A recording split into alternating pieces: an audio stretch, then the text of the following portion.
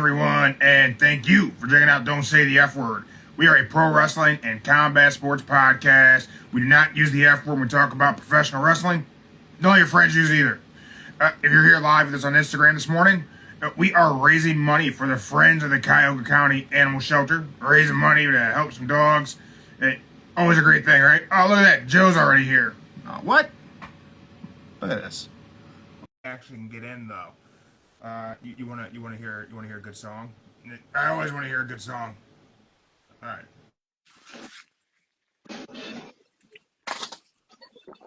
Yeah, let me hear it.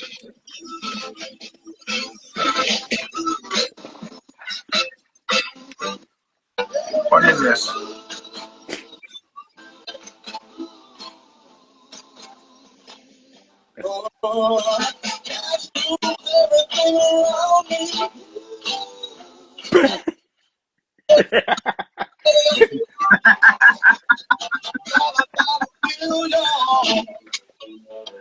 I kind of like it. I'm not gonna lie. I kind of like this. Yeah, I know what that is.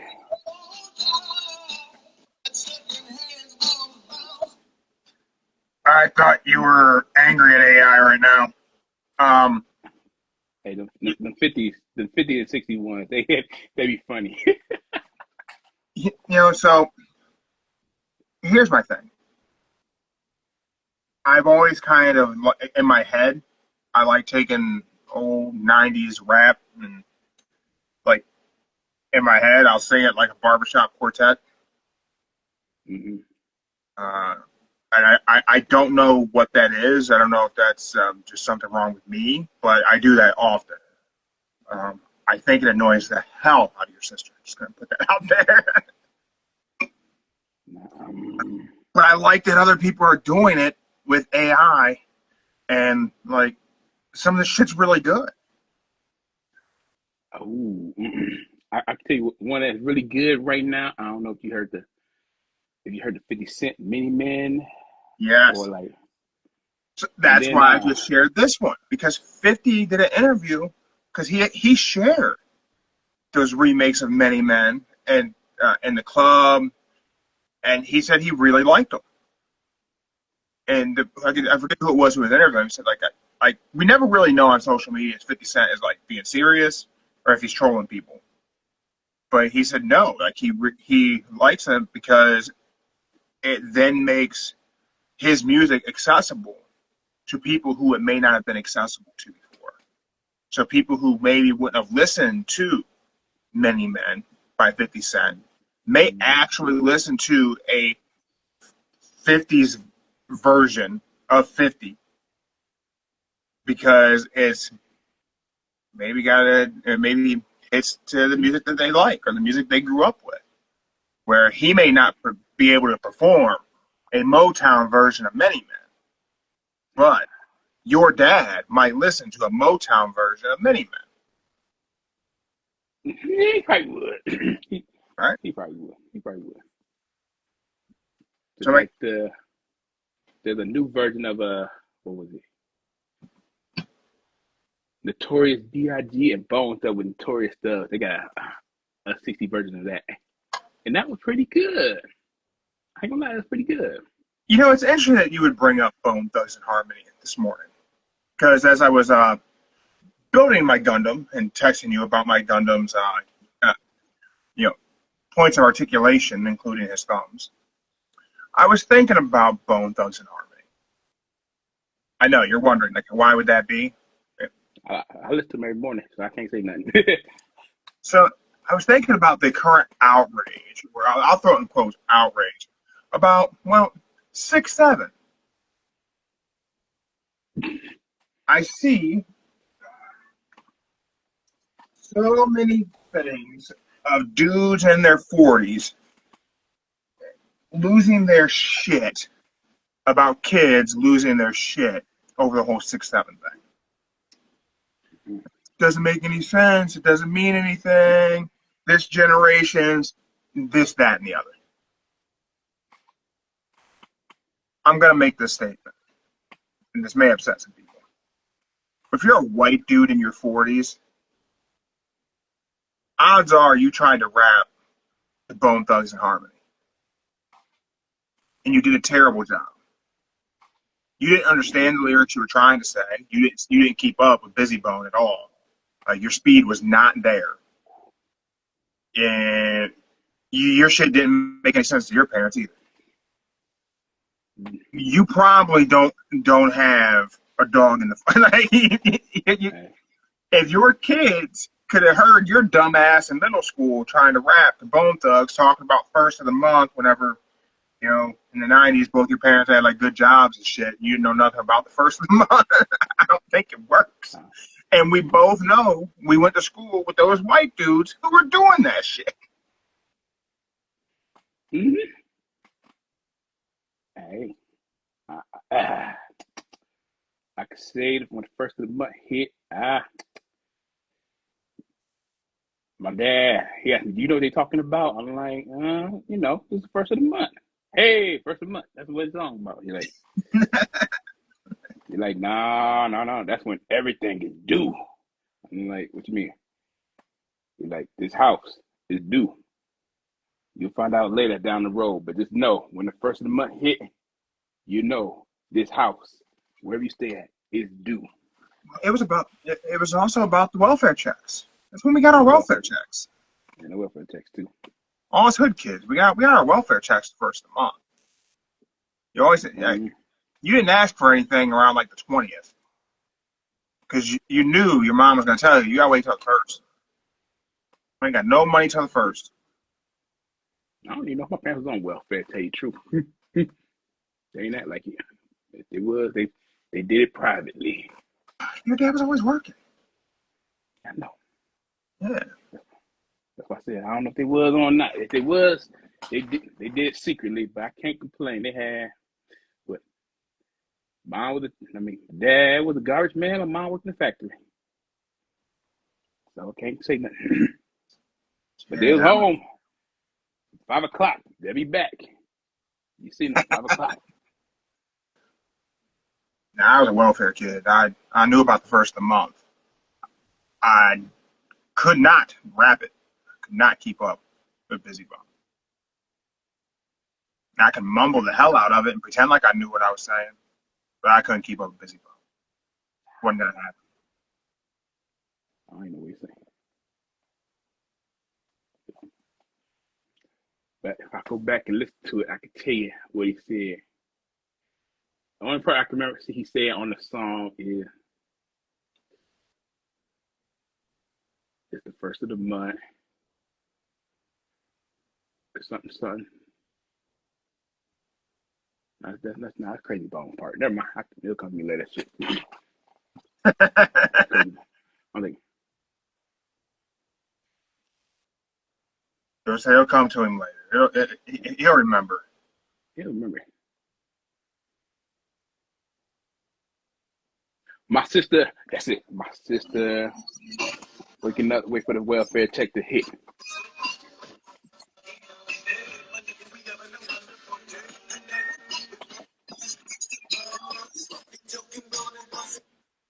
I don't know how much it's playing that I can get away with if I upload this to YouTube. So there you go. That's the sampling.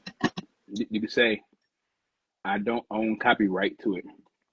Man, I don't even try to play around with, like, a lot of people try and do, like, oh, you can do this much if it's this.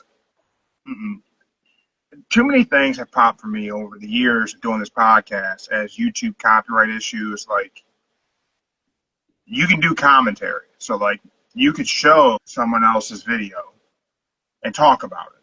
So, like, from the idea of, like, copyright standpoint, we could talk about a WWE match and have it. I could be playing the clip of it. I could have it pop up right here, and we could talk about it. And I could let it run, and we could do our own commentary over it. And from a copyright standpoint, we should be fine. Mm-hmm. However, years ago, Mark did commentary over an AEW thing, and something else claimed copyright over AEW's material, and we got a copyright strike. Well, I'm like, I'm not even trying to. The rules are real loose. on YouTube. Like they sound like they're like black and white. It's real hard to paint. But if you're a big, subscriber base on YouTube, I think you get away with a lot more shit because you're bringing YouTube revenue. We aren't that, but I stopped trying to be it too. I'd rather just do live shit on Instagram. It's easier. But I can tell you this. If you was to put a wrestling video on YouTube, you can have it in the background playing, but you got to eliminate the sound. Yeah, you got to pull the audio, but yeah. I don't know. It's too much. That's hard. It's too a lot of work to do. It's easy to do. It's just, I don't know. It's just kind of stupid, in my opinion. It is. But... My opinion. Dude, what a week in wrestling. This past week has been a heck of a week. I don't know where to even start. I'll start off with the basics, y'all. If you didn't see the post, John Cena said it December 13th, his final wrestling match, and he's a man of his word. He will not wrestle ever again. So there will be no pop-up surprises, Mania, Rumbles. This is it. His last final hit the mat, 20 minutes or so in that ring. That's it. He said he is not going to show up. All these rumors and all these things. He said no. His last time is now. He's done. He's not coming back. He's not doing a round two. He's not doing a once in a lifetime, twice in a lifetime. He said no, it ain't happening. He's not doing it. No Saudi show for John Cena. I mean, he could pop up just as a fan, but he ain't going to be in the ring, y'all. That's it. No more bumps, no nothing. I think outside of him going into the Hall of Fame, I don't think we'll ever see him in WWE ever again. I think that John Cena's a unicorn, man. He's that wrestler who has the rare opportunity to actually transcend and go into Hollywood and not have to lean on his wrestling fan base. If you think about, like, John's not done things in Hollywood that are linked to wrestling at all. Like, he's not portrayed a wrestler. He's not, like, leaned into his character in a movie. He's not done a movie that was about wrestling. He's not any of that. Like, and I think that he has probably bigger potential than The Rock to be able to just go into Hollywood and just do that. Go do the acting thing for the years that he wants to do it, and then he can step away from that and just enjoy life. The Rock's latest movie, The Smashing Machine, apparently has been a box office flop. Oh, it had mixed reviews about it. A lot of mixed reviews, but I mean, a lot of critics, say it's great, which, in my experience throughout my lifetime, critics liking a movie has never meant anything. It's historically that was always like some like hoity-toity pinkies up. Oh, this is critically acclaimed. It's gonna win an Oscar. Who gives a shit? That movie's dumb. A lot of dumb movies win Oscars. And maybe it's that I'm not sophisticated. That could be. I've never seen an art film. So maybe it's just that maybe I don't understand film, but I don't care if it's won an Oscar. I don't care if The Rock got a 20-minute standing ovation because I'm pretty sure that 20-minute standing ovation was fake. Because I ain't never stood and applauded 20 minutes for anything in my life. I've never done that. I've never seen people do that. I never seen you. You're right. Man, I think that was phony. So I think it will be. I feel like The Rock may stick his toes back into WWE in 2026. I think if I had to put it The Rock can be part of WWE, but he can't do that no more because them knees. Whew, Where he is, his knees are just toast. them knees, they done know it. But I mean, I hope. I don't want to say I hope John stays away because that sounds negative, but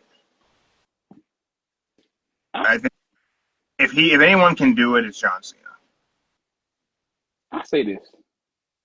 I say it'd be cool if he just shows up randomly and just do like one of those speeches like, hey, we're going over to such and such a join us. And what's it called? Be like Titus O'Neil and be like spokesman. He could be American Make a Wish. He could be the spokesman for American Wish since he is the number one for American Make a Wish. He could be, but that's what he can do. I don't know. It doesn't seem like that's what he wants to do. And like John Cena seems like a guy who does what he wants. Like you hear his interviews and seems very mindful of things. Like very self-aware, very much not trying to do things that aren't his to do. You know what I mean? Like John's very much a control the controllables kind of guy.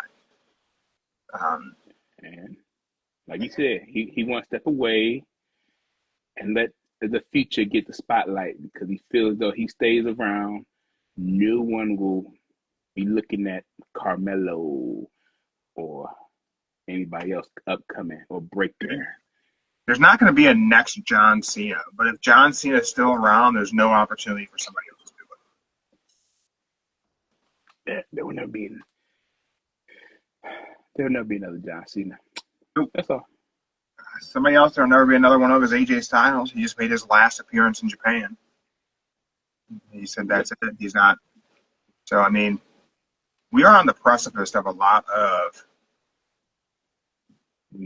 I don't want to say our generation because like our wrestling fandoms covered a lot of generations, but we got John's leaving, AJ's leaving. Samoa Joe said that he's not far off. The Young Bucks said they probably aren't far off. Kevin Owens may actually be done. Big E is done. Big E officially done. Yeah. The Bucks say it could be soon.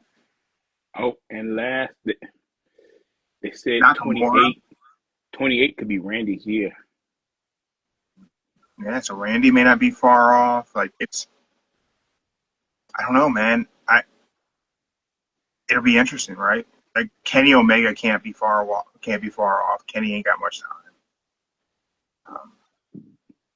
I put it this way: the main stars that came out in 2002-ish are officially about to retire. Well, I also think that we are at the. I think we're at the end of the Ring of Honor people. Like the Ring of Honor era, like when Ring of Honor was Ring of Honor, I think we're at the tail end of every one of those guys' careers. So Danielson's done. AJ's about done. Joe's about done. Omega's about done. The Bucks are about done. Okada's about done. Ooh. I mean, like Adam Cole is probably done. Roderick Strong probably doesn't have many more years. Kyle O'Reilly, not many more years. Damn.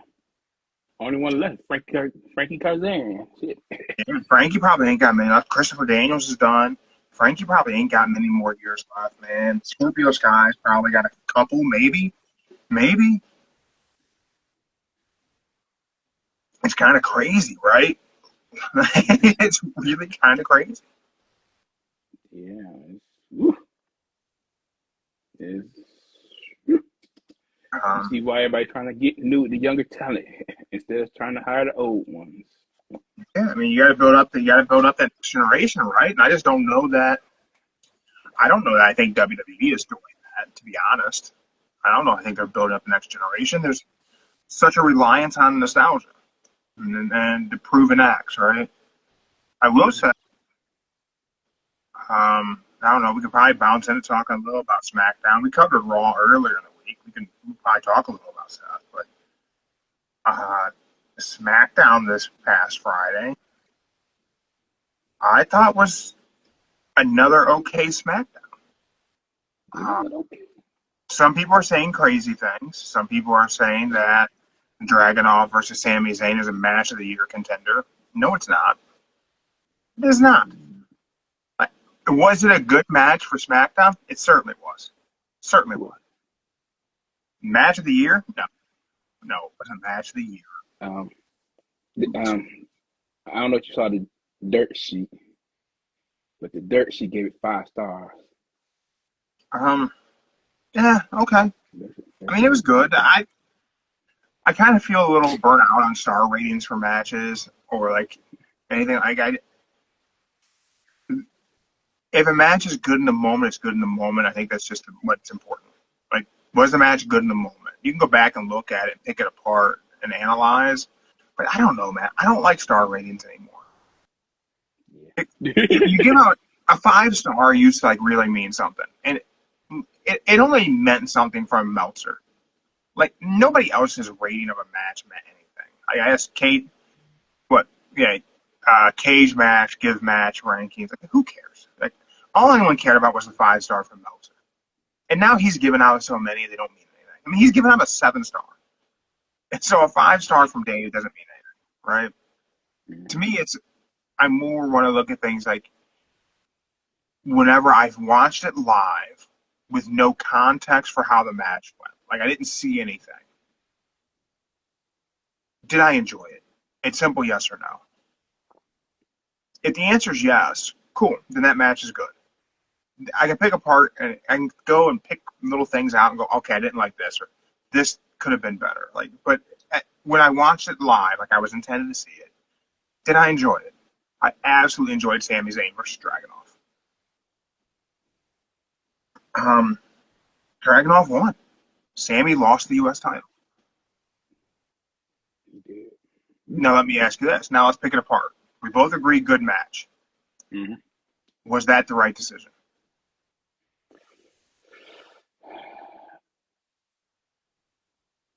Yes and no. It can't be yes and no. Okay. No. I say no. It was not the right decision. For me, no. Here's why I say no. Because if you look at that, six open challenge methods you done had, I think. It'll be 6. They have all been the best thing on SmackDown for the past 6 weeks. And now it's over with. And kind of makes it sound like, it was a waste of time. Now, if they went maybe 15, 20, cool. I'll say cool. Drop it right there. But so I say it was the wrong call. It was the wrong call to drop it. I agree with you. I think Sami dropping the U.S. title was the wrong decision. Maybe they can do the same thing with Dragunov. Maybe they can use the same U.S. title open challenge to kind of build him up. And then, 6 weeks down the road, I could be saying, okay, maybe putting it on him was the right decision. In this moment, though, because it's all about the moment, right? Other than to get some social media attention, because they did a surprise. Titles don't change hands on SmackDown. Titles that matter. So, and I'll take the heat. None of the women's mid-card titles matter. The women's tag titles don't matter. So I'm sure those have changed hands on SmackDown, but 0 people care. Not even one person cares. Someone may grandstand. Someone may pretend they give a shit. They don't give a shit. Whoever says they do is a liar. There you go. Don't jump in the comments and at me and go, I really cared about whenever so-and-so lost them. No, you didn't. No, you didn't. You're a liar. Because you didn't care. But for the U.S. title to change hand on SmackDown, a little surprising because they don't do that. So, yeah, grab a lot of headlines. What culture? Cultaholic. Big title change on SmackDown. Great clickbait. I wouldn't have done it that way because, like you said, the last 6-7 weeks, whatever it's been with Sami Zayn defending the U.S. title, has been the best thing of the show. It's really been the only reason to watch SmackDown. Was for whatever match Sami Zayn was going to get, and a little bit of the storytelling they were doing before the match could take place. the Carmelo and Miz stuff. We brought back Nakamura. We used that open challenge to do a little bit more than just deliver a great match and progress that title into importance. People got to get made a little bit against Sammy, but they also did a lot of stuff around it that I don't think you can do with Dragunov as champion, because he doesn't have a history with the roster. We know him from NXT UK, we know him from NXT, but your SmackDown fans don't know Ilya Dragunov. So this could establish him, but you can't do the extra character stuff around it that you were able to do with Sammy. I think they should have went to a time limit draw. I thought they were about to go to a time limit draw. I think that would have been the right decision, because then we could have had a best of series. Maybe not like in weekly succession. Like, not have Dragunov versus Sammy this coming week also. Like, no, they went to a time limit draw. It's somebody else's Friday. It's somebody else the Friday after that. And then a month down the road, it's Dragunov again. The Dragunov gets more matches on SmackDown, and he goes, hey, you know what, Sammy? I didn't get the job done a month ago. Give me another shot. Okay, we do it again. We run it back. Sammy beats him. Or, then we can't go like from a time limit draw to a count out. So Sammy has to win the next one. Okay, Dragunov wants to build up some steam. He wants that title off of Sami Zayn.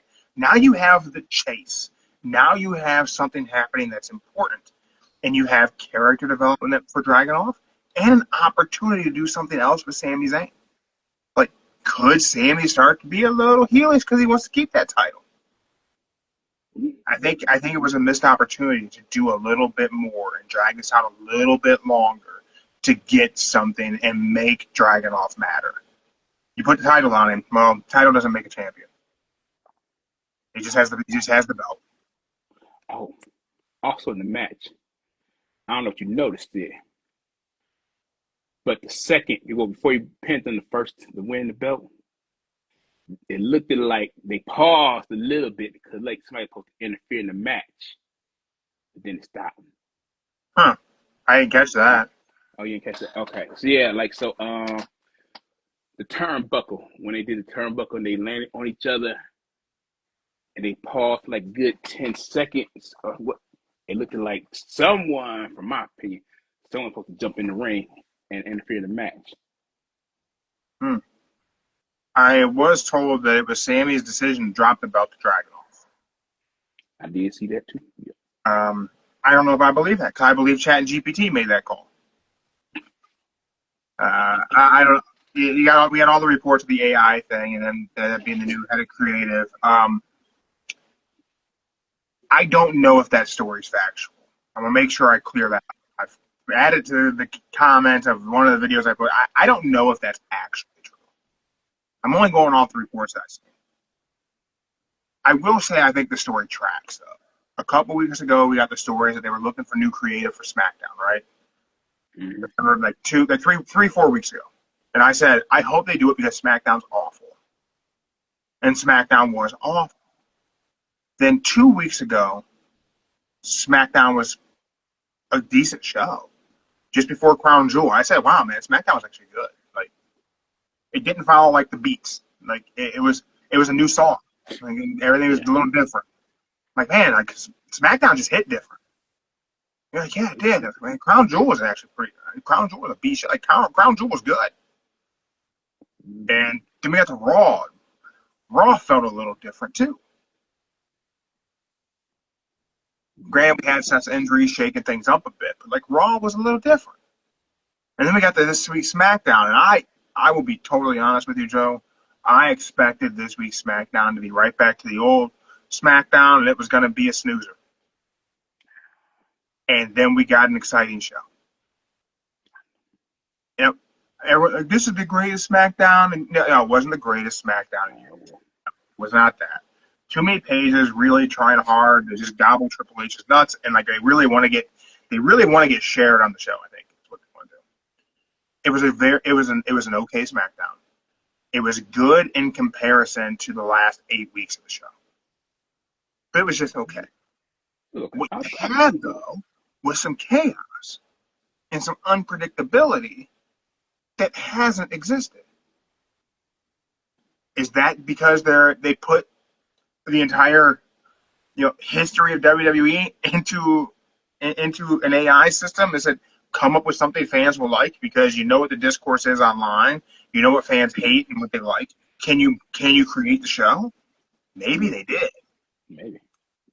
And if they did, well, then that AI program is pretty damn good because it's definitely improved upon the product they were giving us. You know what? I'll say this. I don't think they would use AI just yet. They may use AI to help with something, but I don't think they're going to use AI to help with the storytelling or the matches itself. You don't think so? I think they're probably using it as like the rough draft. Like I would think they would rough draft it, like, hey, give us something, and then they sit down and they go, okay, do we like this? Well, I like this, but I don't like that. Okay, let's change this. Plug it in. Let's see what it comes up with now. Change that. Okay, cool. Now let's see what we got. Okay, do you like that? No, I don't like that. Still, what if we added this? Okay, add that. Okay, let's see what that gives us. Okay, now, we like this. I totally think they're using it. If they're not, I think they're kind of stupid because they don't have to rely on anyone's memory. They have the internet. They have all this data they can plug in to an AI system and go, here's everything we've done that we want to use as our memory bank. Here's what the reaction's been to everything. Let's take the history, what's available, what the reactions are, and make something that gets a positive reaction. And I think that there's an AI model that could do it for them. I really do. And the proof's kind of in the pudding. When's the last time I said I liked watching SmackDown?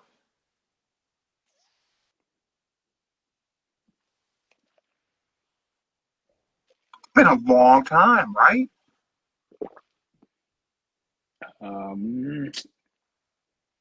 That episode last year, maybe?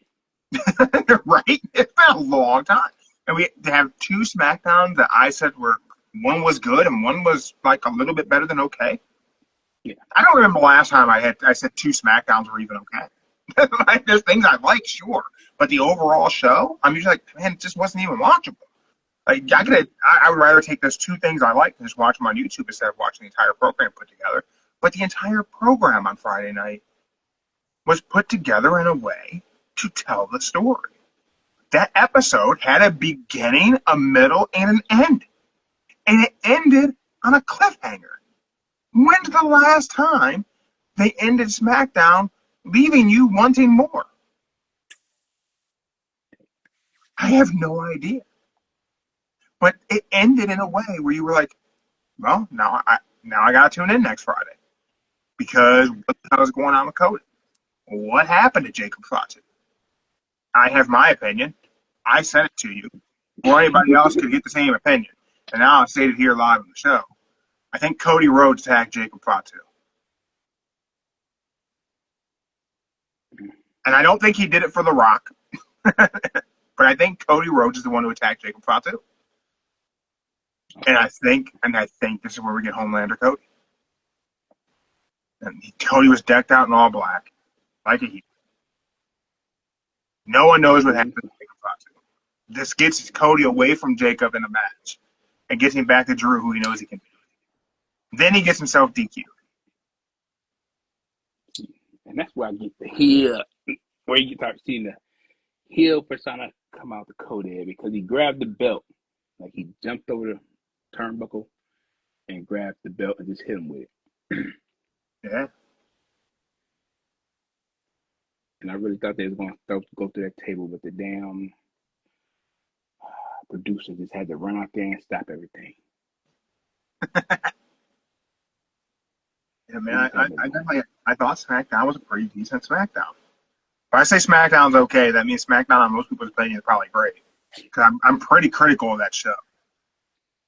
I can tell you this. I think at War Games, it's the Y6 versus MFT. I would agree with you. And I don't know how I feel about that. If there's something happening on SmackDown that I could go without, it's the Y6 and the MFTs. I like that the MFTs got the face paint, sure. But, man, I could go without the Y6. It just, I don't know, man. Like I'm not here for the spooky supernatural shit. I don't feel like anyone in the group does it well, and I don't know why you would mix up the Samoans and something like that. Mm. Well, my only suggestion is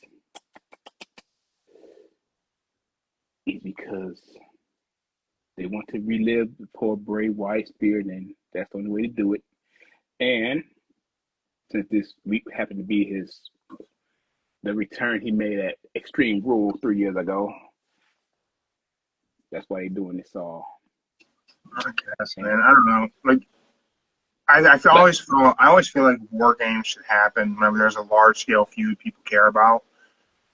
I guess it's a good thing this MFT YS6 thing has been kind of brewing in the background, because I don't think that would have been the original plan for War Games. I think it would have been Seth and his crew versus somebody. Mm-hmm. But Seth got hurt, so they had to do a switch. They had this YS6 MFT thing already cooking.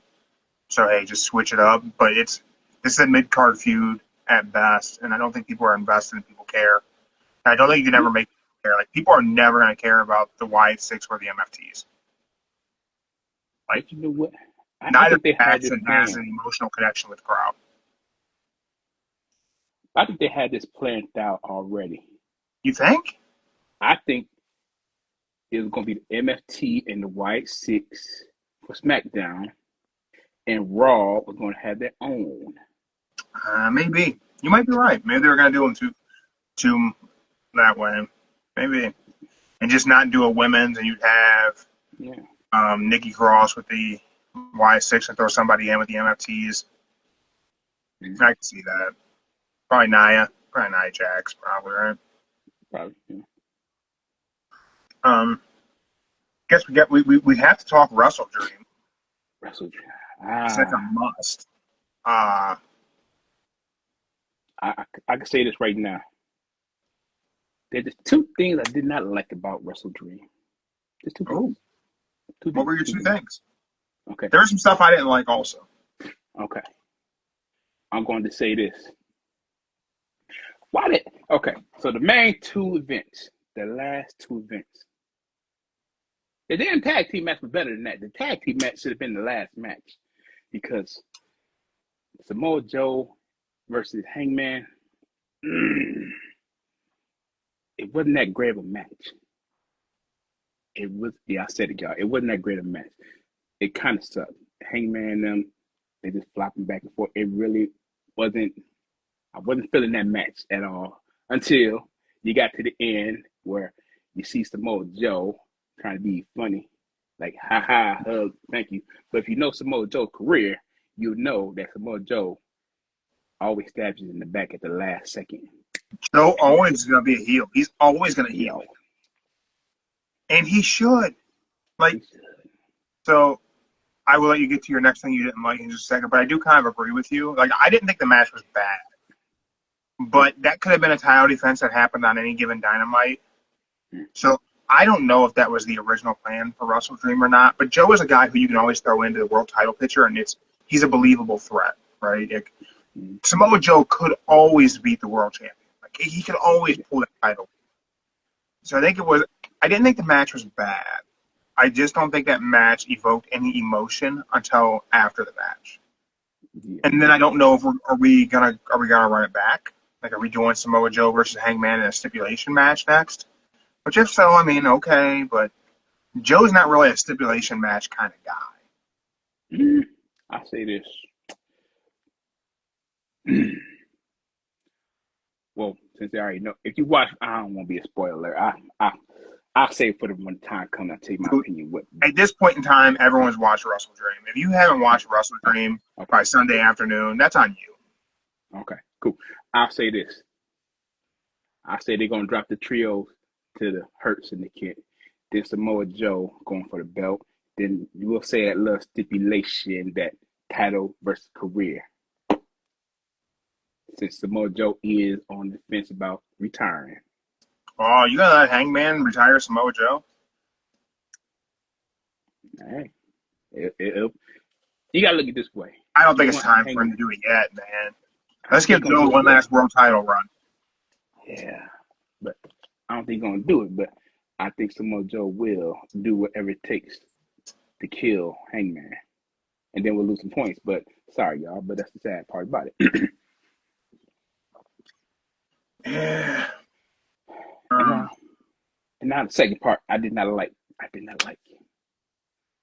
the I Quit match. I did not like the I Quit match. Why didn't you like the I Quit match? Okay, you go from using like a wooden splinter to stab somebody in the finger to rip off the fingernail. You go with a stun gun, drowning them in the fish tank. Sting comes back, hit him with a bat and everything. And then you just say, I quit to like a scorpion deathlock. Out of all things. I mean, could have with you more. You could have. I mean, I was waiting for something else to happen. Like, okay, maybe something else was happening. I see you choked them out before the scorpion deathlock. But all those things you did, the stun, the needle, the fish tank, drowning, choking, and you just say, I quit to a scorpion deathlock. I mean, if you did the scorpion deathlock on the fish tank with the broken glass right there, okay, cool. I get it. But you on the other side where there wasn't no glass. No glass, no nothing. I always lean it back to like degrees of escalation, right? Once you escalate so far, where do you go? And we always knew they were going to escalate this thing really far because how do you have Darby Allin say I quit? Like you kind of have to kill him, right? Like he's not going to say I quit. Now Mox can say I quit. He's the heel, but the levels of escalation got to a point where they may have gone too far in that match, in my opinion, because they're just like it was almost like you were just watching torture, right? The skewer in the fingernail thing, that was pretty difficult to like see. Like I don't want to see that. The waterboarding with the fish tank, like I don't know. Like there's just degrees of escalation. That's you hit that point where you're trying to drown Darby Allin. Well, if that doesn't work, where do you go next? Where do you go after attempted drowning? The stun gun, pepper spray. Like, Claudio throws him 15 feet through the table. All these things are like. But then the climax at the end of that is Sting shows up, hits a Scorpion Death Drop. You put him in a Scorpion Death Lock, and that's how this match ends. Like he said he would choke him into submission with the flag, and they did that. They did that little bit with it, right? Mm-hmm. They never should have done the Scorpion Deathlock. It should have just been the choke out with the flag. Or Sting could have put the Deathlock on him, and Darby could have done the choke. That ending would have been better than Darby getting Jon to submit to the Scorpion Deathlock. You did all these torture things to have it end in a submission from 1987. Like, that doesn't make any sense. That being said about the world title match, which, again, I will always say that world title match should have been the main event, not Darby versus Mox. If Darby and Mox weren't going to destroy the ring, there was no reason for them to main event. Period. With those two matches and how we both feel about those two matches, how did you feel about the pay-per-view overall? Was it good? It was good. I thought it was good. It was good. Right? It was good. I don't know how many star ratings it got on Zaboomafoo or whatever, but like for me, good pay-per-view. Even the thing I didn't like about the matches, they didn't make the matches be bad, in my opinion. I know you didn't like the world title match. I thought it was an alright match. It just didn't need to be on a pay-per-view. But hey, who knows what the plan really was. Mercedes Moné wins. Now she's Ring of Honor TV champ. It's another belt. Now she has 11 belts. She has surpassed Ultimo Dragon for holding the most titles at one time. Wildly unnecessary. But she's getting us points. That's all that matters. She's getting us points. And Statlander retained her title. Jurassic Express beat the Young Bucks. I gotta say, I like that entrance. That was so cool. That little entrance, Young Bucks. Yeah, and man, I enjoyed that match. I will go ahead and let the cat out of the bag right now. Jurassic Express versus the Young Bucks was my match of the week. Damn.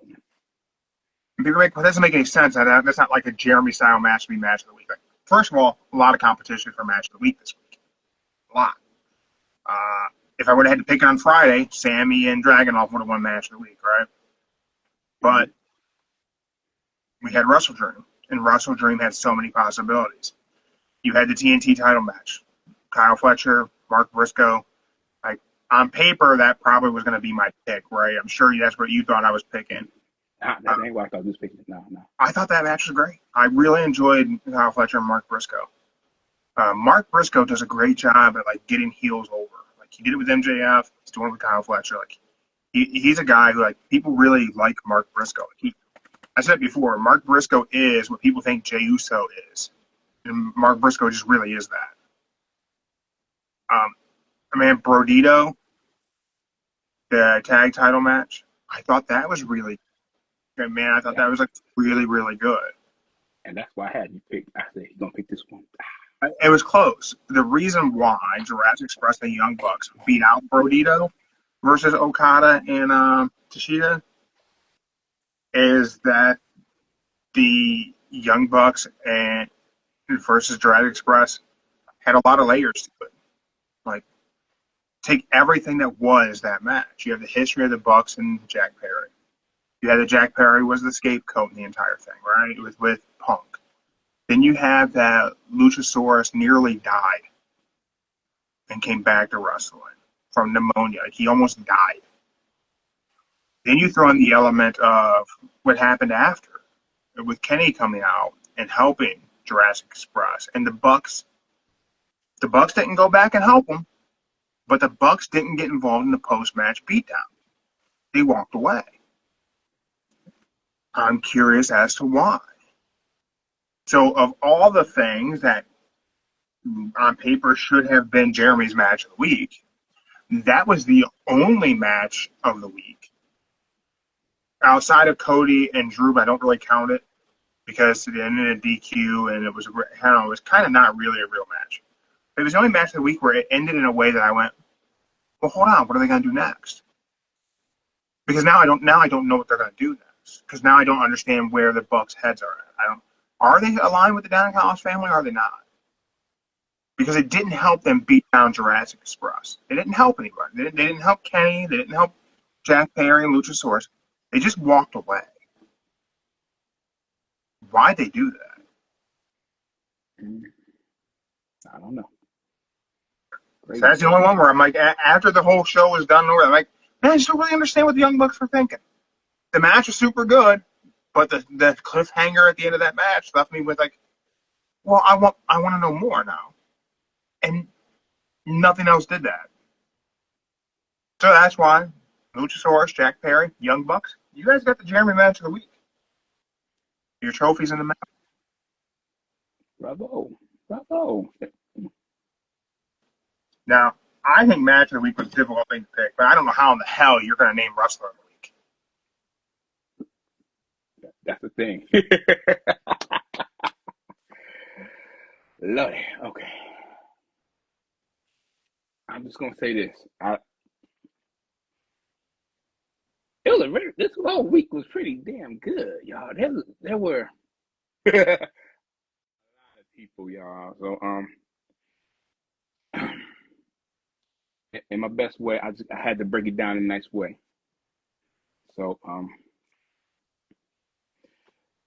if I had to say who got my attention the most this week out of skills in the matches, one, I had to break it down. So my three honorable mentions my three for the week, for the rest of the week, I had to get three, y'all. So it was a really, like you said, this week with wrestling was very, very good, y'all. So for first, I'm gonna give it to the upcoming Leon Slater. who fought Devon Evans for the TNA Cruiserweight Championship. Because if you go and watch that match, y'all, them two really destroyed that match. They made that match good and that whole title match good, but the whole DQ at the end that kind of messed the whole thing up. But he still put on the show for everybody. That was a good match. The ending to it was wonky, but yes, you gotta do what you gotta do. Yeah. Number 2. Yeah, I had to give the Dragon Leaf, y'all. Dragon for Sammy. Dragunov? Dragunov, yeah. Dragunov, sorry, y'all. I mean, he came back, put on a match with Sami Zayn, and it was, quite frankly, damn near good. Couldn't beat it. Yeah. And he put on some size. He's thicker than he was. Yeah. And he got a new neck tattoo as well, so hey. Him and Dom could be the neck tattoo boys. Uh-huh. And third person, I picked him before, but y'all might hate me for this, but Mark Briscoe, y'all, because him and Kyle Fletcher in that match, it's like you said, Mark Briscoe just like to put people over, and the way he does it is perfect to the key. Dude, he does such a good job making heels. I mean, he gets the heels over, which generally is the heel's job to get the baby face over. But Mark Briscoe, as a baby face, gets the heel over. It's kind of incredible to watch. Like, yeah. So that's why I had to get the 3, y'all, because it was just a really good, hectic week in wrestling. It really was, you know. And I don't think that train's going to stop. I think this coming week is going to probably be a little more chaos because now we have to figure out we'll dive into this tomorrow ahead of Raw, but what's next? What's the division turned on Seth Rollins? Okay, what's next for Seth? Rumor is he has to have surgery. He's going to be out into 2026, probably till like summertime, at least beyond Mania. That's the rumors. No one knows what's confirmed, but is Seth just going to forfeit the title on Raw tomorrow? Or are they going to attack him again? Do they have him do a match with a sling on? Like, what are they going to do? Like, how does the title come off of Seth Rollins? And then who becomes champ next? Is it Braun Breaker? I don't think it should be. You know, I say this.